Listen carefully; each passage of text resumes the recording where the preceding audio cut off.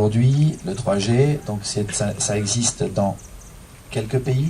Je vous l'ai dit, Madagascar est devenu le 6e pays en Afrique, océan Indien, à développer cette technologie. C'est vous dire qu'on est encore au début de cette technologie dans le monde. Et nous sommes fiers d'être parmi quand même les précurseurs. Vous avez parlé de concurrence. Encore une fois, j'ai expliqué que pour qu'il y ait de bonnes télécommunications, donc il faut vraiment avoir les 4 parties de la chaîne de télécommunications optimum.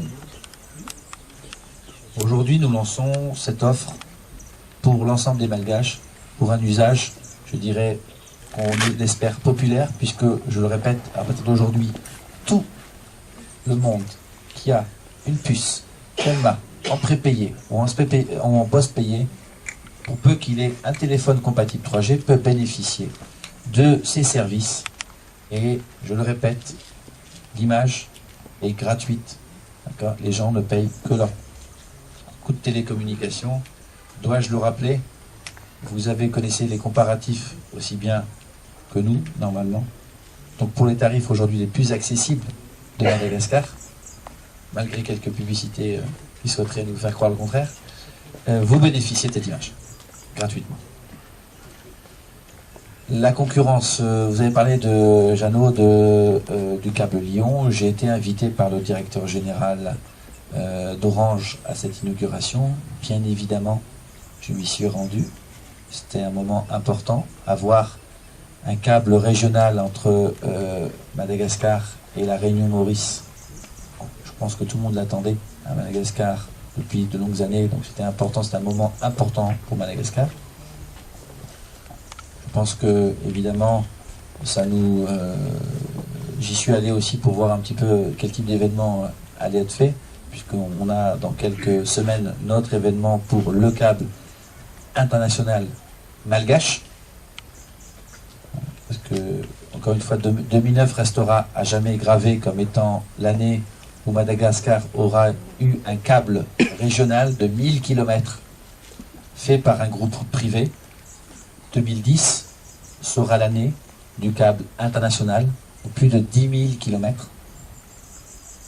Et le câble malgache, puisque Madagascar, l'État malgache, à travers Telma, est le 4e plus gros contributeur sur les 27 opérateurs africains qui font partie du consortium de ce câble.